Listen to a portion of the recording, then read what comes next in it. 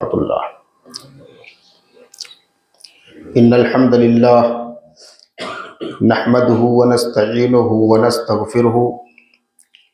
ونعوذ باللہ من شرور انفسنا ومن سیئات اعمالنا من يهده اللہ فلا مضل له ومن يضلل فلا هادی له واشهد ان لا الہ الا اللہ وحدہ لا شریک له واشهد ان محمدا عبده ورسوله یا ایها الذین آمنوا اتقوا اللہ حق تقاته ولا تموتن الا وانتم مسلمون یا ایها الذین آمنوا اتقوا اللہ وقولوا قولا سدیدا یصلح لکم اعمالکم ویغفر لکم ذنوبکم ومن يطع الله ورسوله فقد فاز فوزا عظيما يا أيها الناس اتقوا ربكم الذي خلقكم من نفس واحدة وخلق منها زوجها وبث منهما رجالا كثيرا ونساء واتقوا الله الذي تساءلون به والأرحام إن الله كان عليكم رقيبا أما بعد فإن خير الحديث كتاب الله وخير الهدي هدي محمد صلى الله عليه وسلم وشر الأمور محدثاتها وكل محدثة بدعة وكل بدعة ضلالة وكل ضلالة في النار أعوذ بالله من الشيطان الرجيم بسم الله الرحمن الرحيم یا ایہا الذین آمنوا ادخلوا فی السلم کافہ ولا تتبعوا خطوات الشیطان انہ لکم عدو مبین وعن قطبۃ بن مالک رضی اللہ عنہ قال کان رسول اللہ صلی اللہ علیہ وسلم یقول اللہم انی اعوذ بک من منکرات الاخلاق والاعمال والاہواء رواہ الترمذی۔ حاضرین جمعہ، میں نے گزشتہ خطبے سے پہلے یعنی جو گزشتہ جمعہ گزرا ہے اس سے قبل میں نے آپ کے سامنے دین سے دوری کے چند اسباب کا تذکرہ کیا تھا۔ آج جب ہم غور کرتے ہیں اور سماج اور ماحول میں جب ہم نظر دوڑاتے ہیں تو بہت سارے لوگ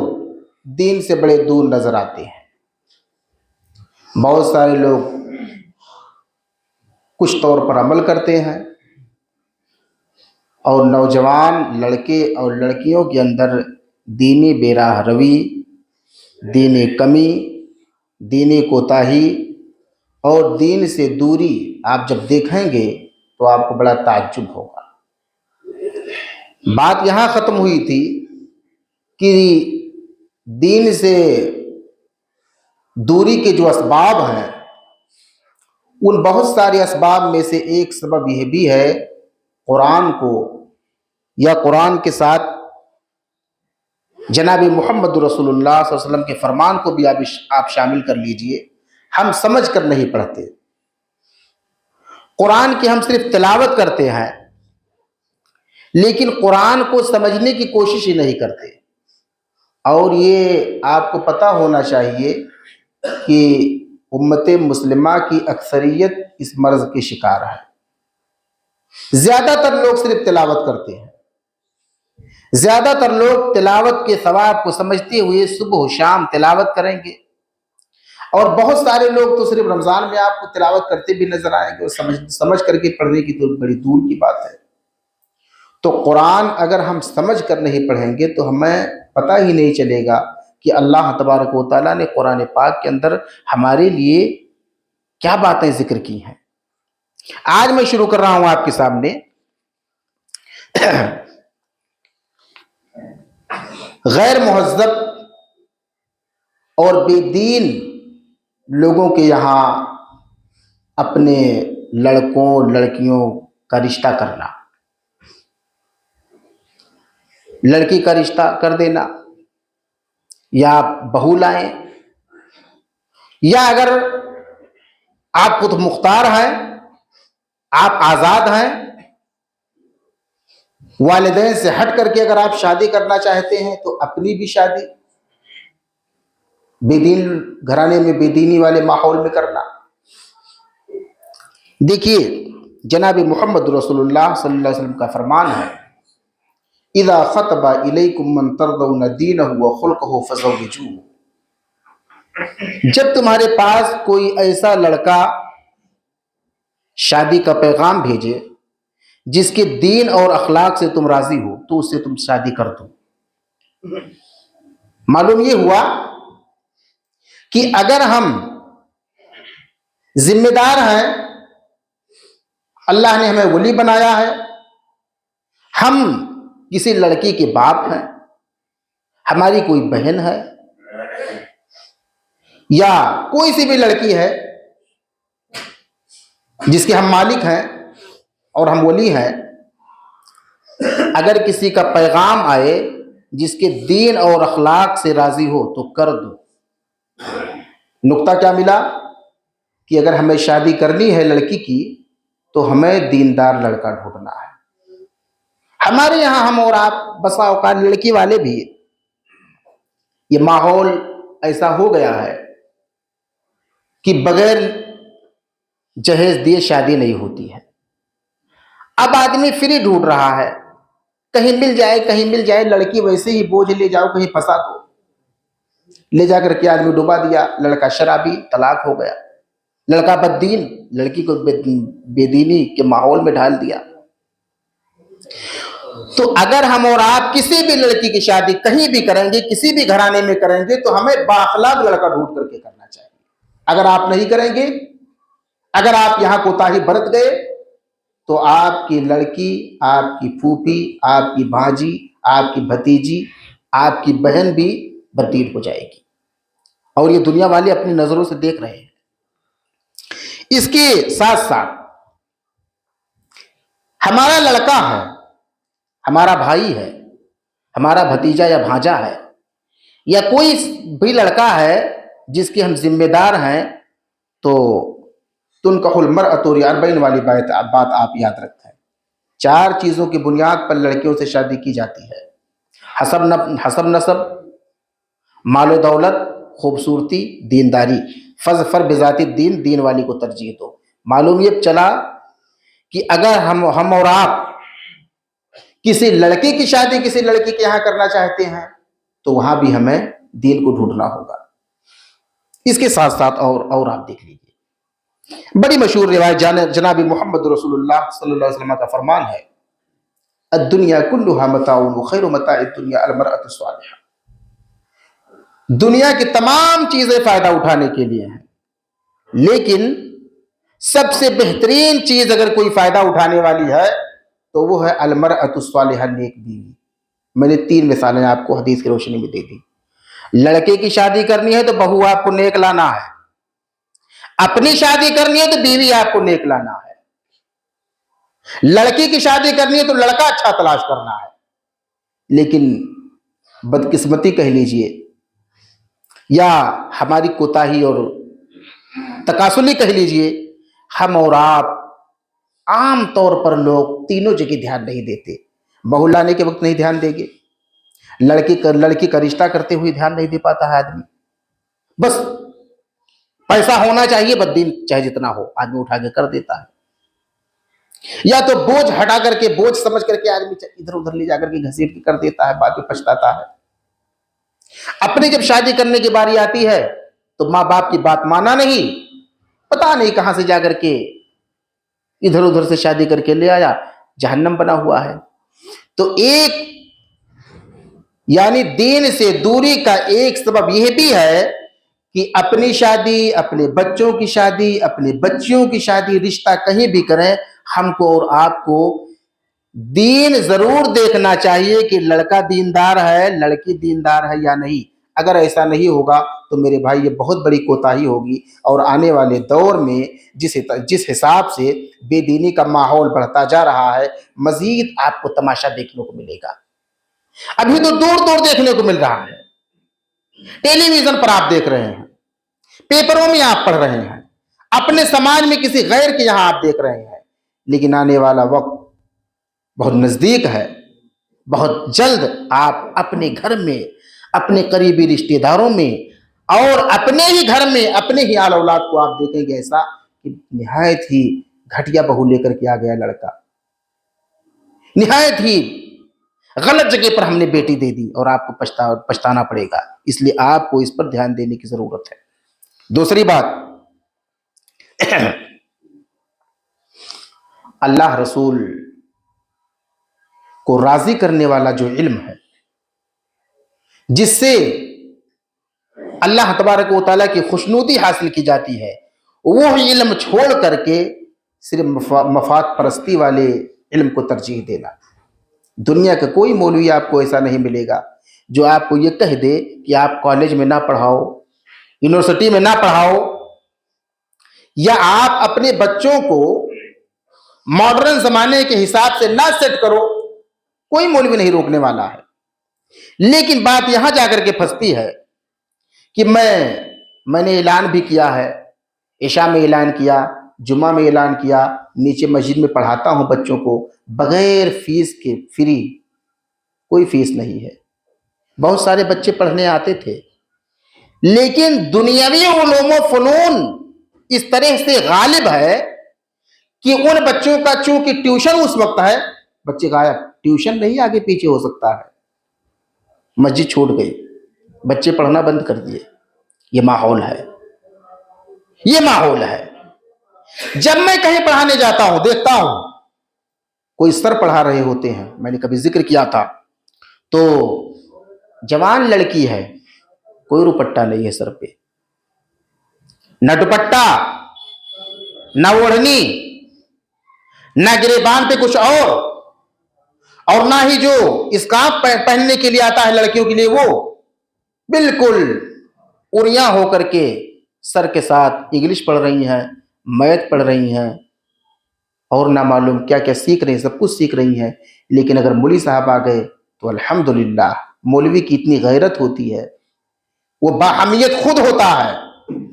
اور اگر زیادہ بے حیائی دیکھے گا تو بول دے گا بیٹا ذرا اسکارف پہن کر کے آ جاؤ۔ تو اس لیے بچیوں کو پہلے تیار کر دیا جاتا ہے۔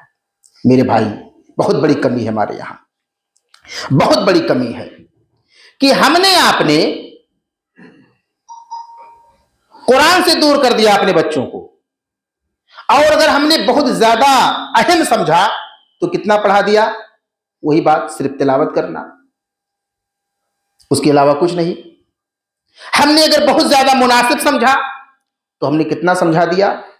کہ نماز پڑھنے کا طریقہ مختصر طور پر آ جائے، وہ بھی اگر لمبی دعا یاد کروانے لگو تو گارجین روک دیتے ہیں، نہیں کوئی مختصر سے دعا بتاؤ جس میں کام چل جائے۔ تو کتنی بڑی کمی ہے، کتنی بڑی کوتاہی ہے، کتنی بڑی ہماری خطا ہے، کہاں ہم سے چوک ہو رہا ہے، اتنی بڑی غلطی ہو رہی ہے۔ آنے والے وقت میں جب ہمارا بچہ، ہماری بچی جوان ہوتی ہے،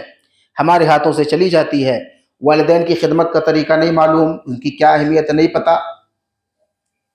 بے حیائی کا انجام کیا ہوگا، بدکاری کا انجام کیا ہوگا، سودخوری کا انجام کیا ہوگا، ماں باپ کی نافرمانی کا انجام کیا ہوگا۔ نیم اڑیاں گھومتے، اگر گھومتی پھرتی لڑکیاں نظر آئیں گی، یا میں نظر آؤں گی، کوئی بیٹی یہ سوچ نہیں جانتی ہے کہ اگر میں نیم اڑیاں نکلتی ہوں، خوشبو لگا کر کے نکلتی ہوں، تو اس کا انجام کیا ہوگا۔ وہ نابلد ہے، وہ ناشنا ہے، اس کو پتہ ہی نہیں ہے۔ تو اس لیے ہم جو کچھ بھی چاہیں پڑھائیں، آپ پی ایچ ڈی کروا دیجئے، آپ انجینئر بنا دیجئے، آپ ڈاکٹر بنا دیجئے، آپ جہاں چاہیں وہاں تک اپنے بچوں کو پہنچا دیجئے، کوئی دنیا کا مولوی آپ کو روکنے کے لیے نہیں آئے گا۔ لیکن درد یہاں ہوتا ہے، تکلیف یہاں ہوتی ہے، رنج یہاں ہوتا ہے، دل میں تکلیف اس وقت ہوتی ہے کہ جب بغیر کسی فیس کے فری آپ کے بچوں کو تعلیم دی جاتی ہے، وہاں بھی لوگ فری تعلیم نہیں دلوا پاتے ہیں اور بھیجنا تک گوارا نہیں کرتے ہیں۔ میرے بھائی، آپ تصور کیجئے کہاں ہم چلے گئے ہیں۔ تو بددینی جو پھیل رہی ہے، دین سے دوری کا ایک سبب یہ ہے کہ اللہ رسول کی تعلیم سے ہٹا کر کے، شریعت کی تعلیم سے ہٹا کر کے ہم نے اپنے بچوں کے دل و دماغ میں دنیاوی علوم و فنون کو غالب کر دیا ہے اور اسی کو ترجیح دیا ہے، اسی کے فوائد کو ہم نے بتلایا ہے، اور چونکہ دنیا مفاد پرست ہے اس لیے ہم بھی مفاد پرستی میں آ کر کے مفاد پرستی کو غالب کرتے ہوئے، مفاد پرستی کو ترجیح دیتے ہوئے، جلد فائدہ ملنے والی تعلیم کو ترجیح دیتے ہوئے ہم نے اپنی اولاد کو اپنے بچوں اور بچیوں کو خود ہم نے آزاد کر دیا اور ڈبو دیا۔ بہت بڑی کمی ہے میرے بھائی، آپ سدھر جائیے۔ تیسری بات آپ دیکھ لیجئے، امر بالمعروف اور نہی عن المنکر کا فریضہ کما حقہ نہ ادا کرنا۔ کیا کما حقہ کا کہ میں نے کیوں تذکرہ کیا بھائی؟ امر بالمعروف اور نہی عن المنکر کا فریضہ چلتا ہی رہتا ہے۔ مولوی صاحب بھی سمجھا رہے ہیں، بھلائی کا حکم دے رہے ہیں،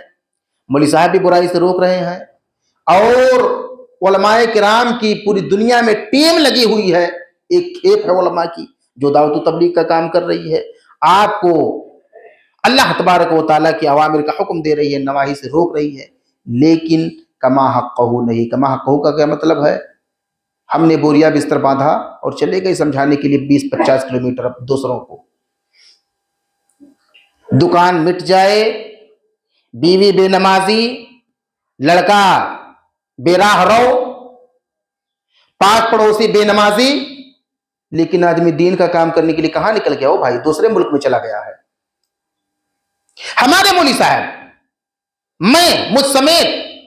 آپ کو سمجھانے میں بڑا مزہ آ رہا ہے اور پوری امید ہوتی کہ آپ عمل کریں گے، لیکن پتہ یہ چلا کہ ہمارا بچہ میری بات نہیں مان رہا ہے، تو دعوت و تبلیغ کا حق ادا ہوا؟ نہیں ہوا۔ تو جو دعوت و تبلیغ کا کام جس انداز میں مستحسن انداز میں، احسن انداز میں ہونا چاہیے، وہ نہیں ہو پا رہا ہے۔ ہماری اور آپ کی نگاہ دوسرے پر جاتی ہے، وہ فلاں کا لڑکا جوان ہو گیا ہے، فلاں کی بیٹی جوان ہو گئی ہے، وہ دیکھو وہ تو نماز نہیں پڑھ رہی ہے، اس کا لڑکا تو مسجد میں جمعہ تک نہیں پڑھنے کے لیے آتا ہے، اور ہمارا بچہ 12 14 18 20 22 25 26 سال کا ہو گیا، کہیں آفس میں جا رہا ہے، کہیں کالج میں جا رہا ہے، کہیں یونیورسٹی میں پڑھنے کے لیے جا رہا ہے، کسی آفس میں بیٹھا ہوا ہے، وہ ہمیں دکھتا ہی نہیں ہے۔ تو یہ دین کا کام ایسا نہیں ہے۔ جناب محمد رسول اللہ صلی اللہ علیہ وسلم نے دعوت و تبلیغ کا کام، امر بالمعروف اور نہی عن المنکر کا فریضہ جو انجام دینا شروع کیا، سب سے پہلے اپنے آپ، اس کے بعد اپنے اہل و عیال، پھر اقرب فالاقرب، اس طریقے سے دین کا کام کرنا ہے۔ تو یہ کما حقہ نہ ادا کرنے کی بنیاد پر یہ کمی واقع ہو رہی ہے، لوگ بددین ہو رہے ہیں، دوسروں کو تو ہم سدھارنے کے پیچھے لگے ہوئے ہیں، وہ سدھر جائے، اور ہمارا گھرانہ جا رہا ہے، ہماری اولاد بددین ہو رہی ہے، اور دوسرے لوگوں کو ہم سدھارنے کے پیچھے پڑے ہوئے ہیں۔ اس لیے میرے احباب، اس افراط و تفریط سے بھی ہمیں بچنا چاہیے، اس سے بھی ہمیں بچنا چاہیے۔ ہم صرف غیروں کے لیے نہیں ہیں، اپنوں کے لیے بھی ہیں، اور سب سے پہلے قوا انفسکم واہلیکم نارا، پہلے اپنے آپ کو جہنم کی آگ سے بچاؤ اور اپنے اہل و عیال کو بچاؤ۔ کنتم خیر امت اخرجت للناس، تم بہترین امت ان لوگوں کے لیے پیدا کیے گئے ہو، تأمرون بالمعروف وتنہون عن المنکر، تم بھلائی کا حکم دیتے ہو، برائی سے روکتے ہو۔ اچھا، بہت سارے احباب اس ڈر ستائے ہوئے ہیں۔ ابا ہیں، اگر میں نے ابا کو کہہ دیا نماز پڑھنے چلو، یا میں نے اپنے والد محترم سے بتا دیا کہ ابو جان سود والا کاروبار مت کرو، یا اپنے ابا سے ہم نے بتا دیا جو آپ کاروبار کر رہے ہوئے غلط ہے، تو ہمارے ابا ناراض ہو جائیں گے، دعوت و تبلیغ کا کام نہیں کر رہا ہے، مولوی اپنے گھر میں نہیں کر پا رہا ہے، باپ مولوی ہے، باپ عالم دین ہے، لیکن اولاد فجر میں سو رہی ہوتی ہے، کہنے والا نہیں ہے، بیٹا ناراض ہو جائے گا، کہیں اٹھ کر کے گالی ہی نہ دینا شروع کر دے، کہیں اب بچے کی اماں نہ ناراض ہو جائیں، یہ سوچ کر کے مولوی ہے، عالم دین ہے، سب کچھ ہیں، لیکن اپنی اولاد کو فجر میں جگانا نہیں چاہتے۔ ارے فجر تو ہٹاؤ، ظہر اثر اور مغرب عشاء میں بھی لانا نہیں چاہتے، نہیں لا پاتے ہیں، تو یہ کیسا کام ہے؟ یہ دین کا کام ہے؟ تو ہمارے یہاں دینی ماحول ہوگا یا ہماری آل اولاد دین سے دور ہوگی؟ تو یہ بھی ایک کمی ہے، یہ کوتاہی ہے میرے بھائی، کہ امر اور بھی تشریح کی جا سکتی ہے، لیکن نہیں، ایک بہت بڑی کمی ہے کہ امر بالمعروف اور نہی عن المنکر کا فریضہ کما حقہ ادا نہ کرنا۔ آپ اپنے طور پر اور اگر دماغ لگائیں گے، غور کریں گے، تو بہت ساری باتیں آپ کے سامنے کھل کر کے نمایاں ہو جائیں گی۔ چوتھی بات میرے بھائی، ذکر و اذکار کی مجلس سے عدم توجہی۔ اگر کہیں ذکر و اذکار کی ٹیلی ویژن کہیں چل رہا ہے، کہیں گانا چل رہا ہے، اگر آپ نماز پڑھ کے مسجد سے نکلیں گے، کہیں ڈی جے وجے چل رہا ہوگا، وہاں دو چار نوجوان لڑکیاں اگر ناچیں گی تو وہاں آدمی رک جائے گا اور ٹکٹکی لگا کر دیکھنا شروع کر دے گا، جبکہ پتا ہے کہ مولوی صاحب یہاں عشاء میں درس دے رہے ہیں، ٹائم نہیں ہے، جلدی جلدی سنت پڑھ رہے ہیں۔ میں نے کبھی کہا تھا کہ اگر میرے بھائی آپ جا رہے ہیں جائیے، اگر آپ کو جلدی ہے، ضروری ہے، ایمرجنسی ہے تو آپ جائیے، لیکن اگر آپ کو ہر روز ایمرجنسی ہے تو آپ کو تو اللہ کے یہاں جواب دینا ہی پڑے گا، صرف میرے یہاں نہیں، صرف میری مسجد میں، تمام جگہوں پہ ہمارے یہاں پروگرام شروع کیا گیا تھا، ماہانہ پروگرام، کسی عالم کو بلا کر کے 1 آدھ گھنٹہ پروگرام کروایا جاتا تھا، کھانے پینے کا انتظام کر دیا جاتا مولوی صاحب کا۔ تو کچھ لوگوں نے تو یہ کہا کہ ہم لوگوں کے بھی کھانے کا انتظام کیجیے تب ہم آئیں گے، مطلب وہ دیکھ لیجیے، آپ کھلائیے تب سننے کے لیے آئیں گے، لیکن اصلی بات تو یہ ہے میرے بھائی کہ آپ دین کی خاطر آئیے، اسلام کی خاطر آئیے، صرف دین سیکھنے کے لیے آئیے۔ تو کچھ لوگ ہمارے یہاں کیا کرتے ہیں کہ کھانے کا انتظام نہیں ہے تو نہیں آئیں گے، اور کچھ لوگ ہمارے یہاں ایسے ہیں کہ ایسا لگ رہا ہے کہ مولوی سے زیادہ قابل وہ خود ہیں، تو کیوں بیٹھیں گے بھائی؟ مولوی سے زیادہ قابل یہ مولوی صاحب شیخ بیٹھ جائیں گے، یہ صدر صاحب بیٹھ جائیں گے، وہ ہمارے شیخ بیٹھ جائیں گے، جتنے جو لوگ قابل ہیں، جو لوگ جو بیان کرنے والا ہوگا اس سے زیادہ جانتے ہیں، وہ تو بیٹھ جائیں گے سننے کے لیے، لیکن جو نہیں جانتا ہے اس کو شیطان اس طریقے سے پھنساتا ہے کہ آپ تو بہت زیادہ جانتے ہو، جو ابھی بتائیں گے وہ سب تو آپ پہلے سے جانتے ہو، چلو بھاگ چلو۔ اے میرے بھائی، اگر یہی رویہ، یہی طریقہ آپ کا رہا تو کیا ہوگا، پھر کیا انجام ہوگا؟ ہر مولوی ہر درس میں، ہر خطبے میں ایسا تو ہے نہیں کہ آدمی رٹی رٹائی تقریر کر رہا ہے، جو گزشتہ جمعے میں یا 4 مہینے پہلے جو بتایا تھا وہ آج بتائے گا، یا جو 2 خطبہ پہلے بتلایا تھا وہی آج بتلا رہا ہے۔ میرے بھائی،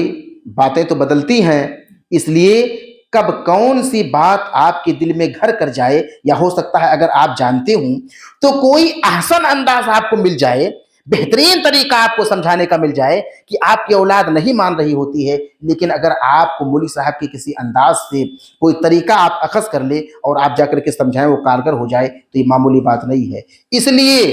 کہیں بھی دنیا کے کسی بھی کونے میں ہم کہیں بھی رہیں، گلی میں، چوراہے پر، پارک میں، یا کسی خالی میدان میں، کہیں بھی کوئی پروگرام دینی مجلس کا انتظام اور اہتمام ہو رہا ہے، یا مسجد میں ہو رہا ہے درس دروس کا انتظام اور اہتمام، ایک بات میں اور آپ کو یاد دلاؤں، جناب محمد رسول اللہ صلی اللہ علیہ وسلم ایک مرتبہ مسجد میں آئے، تشریف لائے، کچھ لوگ اپنا دعا اذکار میں لگے ہوئے ہیں، کچھ نماز پڑھ رہے ہیں، کچھ لوگ دینی مذاکرہ کر رہے ہیں۔ تصور کیجیے آپ کیا کر رہے ہیں، کچھ لوگ روزہ نماز پڑھ رہے ہیں، کچھ ذکر و اذکار، تسبیح، سبحان اللہ، الحمدللہ، اللہ اکبر میں لگے ہوئے ہیں، اور کچھ لوگوں کا گروہ ہے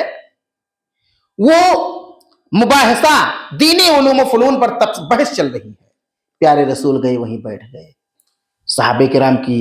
آنکھ اٹھی، بعد میں پوچھا، اے اللہ کے رسول صلی اللہ علیہ وسلم، آپ یہاں نہیں بیٹھے، وہاں نہیں بیٹھے، وہاں کیوں بیٹھ گئے؟ پیارے رسول نے فرمایا، میں اسی کے لیے بھیجا گیا ہوں، میں معلم بنا کر کے بھیجا گیا ہوں۔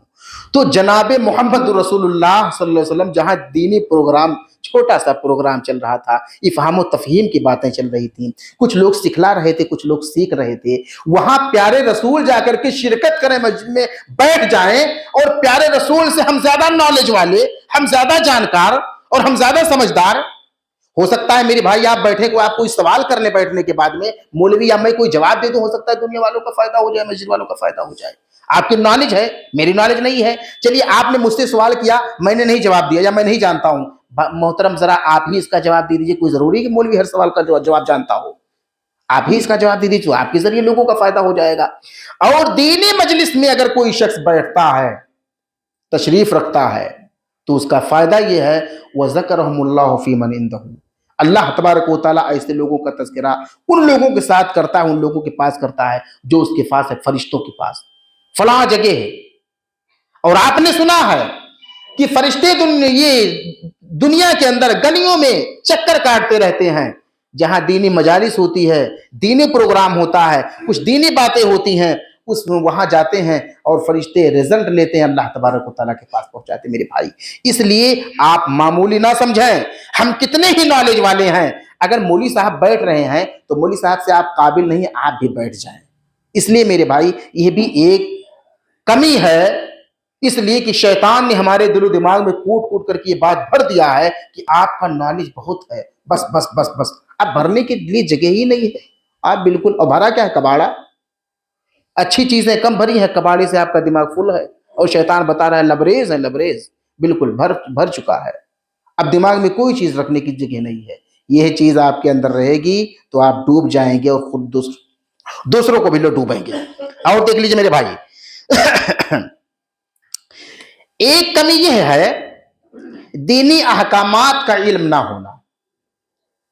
دینی احکامات کا، ٹھیک ہے ہم ہلکی پھلکی تھوڑی بہت چیزیں جانتے ہیں،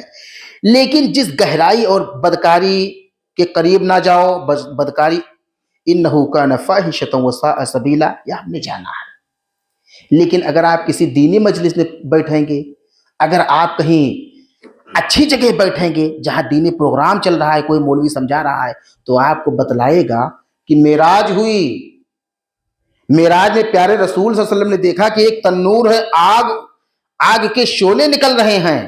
نیم اریاں مرد اور نیم اریاں عورتیں آہو فغاں گریا وزاری چیخ و پکار کی آواز نکال رہے ہیں۔ پیارے رسول نے پوچھا یہ کون ہے؟ تو آپ کو نالج ملے گی کہ یہ وہ لوگ ہیں جو دنیا میں بدکاری کیا کرتے تھے۔ تو یہ تو آپ کو ایک نئی چیز مل جائے گی، تو آپ ڈریں گے۔ آپ نے سن لیا بدکاری کے قریب نہ جاؤ، بدکاری بہت بری چیز ہے، اتنا آپ نے سمجھا۔ لیکن یہ جو گہرائی والی چیز صحیح بخاری کے اندر موجود ہے، جب آپ یا تو پڑھے ہوں گے، ایسے تو چلتے پھرتے باتیں ملنے والی نہیں ہیں، تو جب آپ مجلس میں بیٹھیں گے یا کہیں آپ سیکھیں گے تو آپ کو پھر یہ بات معلوم ہوگی، نہیں، کچھ جو بدکار کرتے ہیں، بدکاریاں کرتے ہیں دنیا کے اندر، مرد ہو یا عورت، لڑکے ہو یا لڑکیاں، وہ نیم اوریاں ننگے کر کے آگ میں پھینک دیے جائیں گے، آگ کے تنور میں، اور آہو فغاں کریں گے، چیخیں گے، چلائیں گے۔ اگر آپ کسی مجلس میں بیٹھیں گے تو آپ کو پتا چلے گا کہ اگر کسی قوم میں بدکاری عام ہو جاتی ہے، لم تظہر الفاحشۃ فی قوم قط حتی یعلنوا بها الا فشا فیہم الطاعون والاوجاع التي لم تکن مضت فی اسلافہم الذین مضوا۔ ابن ماجہ کی روایت ہے کہ جب بدکاری کسی ماحول میں عام ہو جائے گی تو اللہ ایسی بیماریاں بھیجے گا جو ہمارے پرکھوں میں نہیں ہوتی تھی، ایسی بیماریاں بھیجے گا، طاعون پھیلا دے گا، اور ایسی بیماریاں جو ہمارے پرکھوں میں نہیں ہوتی تھی۔ یہ کب پتا چلے گا میرے بھائی؟ جب آپ سیکھو گے تب۔ تو دینی احکام کا نہ علم ہونا، اس لیے ہم جانتے ہیں نماز اگر پڑھ لو تو ٹھیک ہے، نہیں پڑھو گے تو کوئی بات نہیں ہے، لیکن اگر آپ اس کو سمجھ جائیں کہ قیامت کے دن سب سے پہلا سوال کوئی نہیں ہوگا، صرف نماز کا ہوگا، جاؤ، کلمہ شہادت کا بھی نہیں ہوگا، کلمہ شہادت بھی پہلے نہیں پوچھا جائے گا، حج، عبادت، روزہ، صدقہ خیرات کچھ نہیں پوچھا جائے گا، خدمت خلق کچھ نہیں پوچھا جائے گا، سب سے پہلا سوال پوچھا جائے گا نماز۔ اگر یہ پتا چل جائے کہ نماز پہلا سوال پوچھا جائے گا، پھر آپ کا دل سہم جائے گا، گھبرائیں گے آپ، پھر نماز کی پابندی کریں گے۔ ویسے نارمل حالات میں پڑھو نہ پڑھو نہ پڑھو، تو آپ جب سیکھیں گے تب، جب آپ سیکھیں گے تب میرے بھائی۔ اور آپ دیکھ لیجئے، آنکھ بند کر کے کسی امام، عالم یا پیر صاحب کو مان لینا، آؤ جناب بیعت کرتا ہوں، شرابی صاحب بیعت کرتا ہوں، جواری صاحب بیعت کر لیا، آؤ عالم دین صاحب آپ کو اللہ کا رسول آج سے مان لیتا ہوں، چاہے ہم کو آپ ڈبانا چاہے چھوڑنا، مان لیا۔ دنیا کا کوئی سا بھی امام ہو، کوئی سا بھی عالم ہو، کوئی سا بھی پیر ہو، کوئی سا بھی فقیر ہو، کوئی سا بھی ولی ہو، میرے بھائی جناب محمد رسول اللہ صلی اللہ علیہ وسلم سے بڑھ کر کوئی ولی نہیں ہو سکتا ہے۔ اس لیے 100% ہمیں ماننا ہے جناب محمد رسول اللہ صلی اللہ علیہ وسلم کو۔ اطیعوا اللہ واطیعوا الرسول ولا تبطلوا اعمالکم، اللہ کی اطاعت کرو، رسول کی اطاعت کرو، سورہ محمد کی آیت نمبر 33 ہے، اور اپنے عمل کو برباد نہ کرو۔ تو اللہ رسول کی اطاعت میں تو کامیابی ہے، اللہ رسول کی اطاعت سے ہٹ کر کے کیا ہے؟ تم اپنے عمل کو برباد نہ کرو، عمل برباد ہو جائے گا۔ کتنا بڑا عالم دین، میں کئی بار آپ کو سمجھایا ہوں ایسے کر کے، کتنا بڑا عالم دین کیوں نہ ہو، اور اتنی اونچی سی ٹوپی ہے، اور جبہ تو لٹکا ہوا ہے ٹخنے سے نیچے، اور خوشبو تو کم سے کم 2-3 ڈبی لگا کر کے آیا ہوا ہے، اور داڑھی رکھ رہی ہے ناف کے نیچے۔ میرے بھائی اگر وہ اللہ رسول کے سے ہٹ کر کے بات بتا رہا ہے تو شیطان ہو سکتا ہے، وہ ایمان والا نہیں ہو سکتا ہے، وہ شیطان ہو سکتا ہے، لیکن اللہ والا نہیں ہو سکتا ہے۔ آپ کو پتا ہونا چاہیے، اتخذوا احبارهم ورهبانهم اربابا من دون اللہ، لوگوں نے اپنے علماء، فقیروں، درویشوں کو رب بنا لیا ہے۔ عدی بن حاتم رضی اللہ تعالیٰ عنہ کہتے ہیں، تفسیر میرے پاس یہاں موجود ہے، جو چاہے کھول کر کے پڑھ سکتا ہے، یا ہر تفسیر کی کتاب یہ بات مل جائے گی۔ عدی بن حاتم رضی اللہ تعالیٰ عنہ کہتے ہیں کہ اللہ کے رسول، ہم نے تو کسی کو نہیں دیکھا کہ اپنے علماء فقیروں درویشوں کو رب بناتے ہیں۔ تو کہا یہ بتلاؤ کہ جس چیز کو وہ حلال کہتے ہیں حلال مانتے کہ نہیں؟ کہا ہاں۔ جس چیز کو ان کا مولوی فقیر حرام کہتا مانتے کہ نہیں؟ کہا ہاں، یہی تو رب ہے بنانا۔ بغیر دلیل کے آپ نے فتویٰ پوچھا، فلاں فلاں فلاں فتویٰ دیجئے جناب،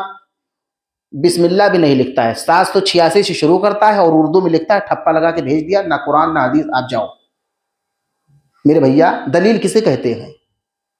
دلیل کیا ہے؟ قرآن حدیث۔ اللہ تبارک و تعالیٰ نے ہمیں اتباع کرنے کے لیے کہا ہے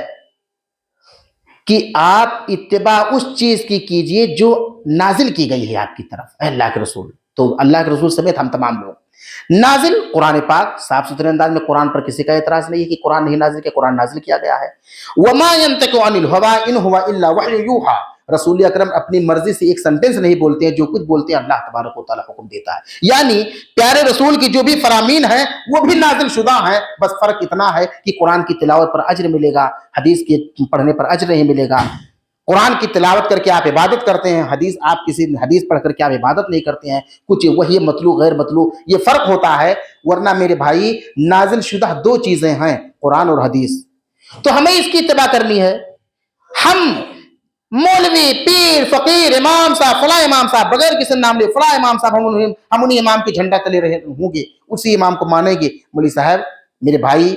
میرے جوانوں، بزرگوں، دنیا کے اندر کوئی امام ایسا پیدا ہی نہیں ہوا ہے جس کی 100% باتیں صحیح ہوں۔ دنیا میں کوئی امام ایسا نہیں پیدا ہوا ہے۔ اب اگر کوئی آپ میں سے کھڑا ہو جائے کہ خطبے کے بعد یا عشاء میں یا جب کبھی اس کا دل کہے کہ امام صاحب، ہم جس امام کو مانتے ہیں اس کی 2-4 غلطیاں بتاؤ، تو آپ کو بتا دی جائے گی، لیکن کوئی نہیں آئے گا، مجھے پتا ہے۔